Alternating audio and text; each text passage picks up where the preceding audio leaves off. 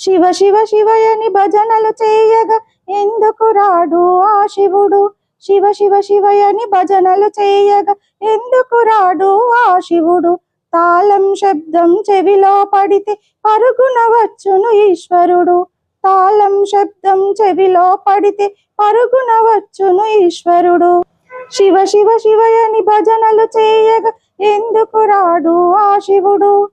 మార్కండేయ శివ శివయనగా ప్రాణము ఇచ్చెను ఈశ్వరుడు.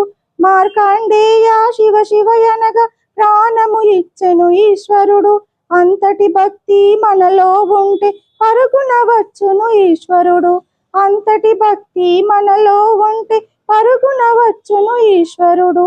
శివ శివ శివయని భజనలు చేయగా ఎందుకు రాడు ఆ శివుడు? తాళం శబ్దం చెవిలో పడితే పరుగున వచ్చును ఈశ్వరుడు. తాళం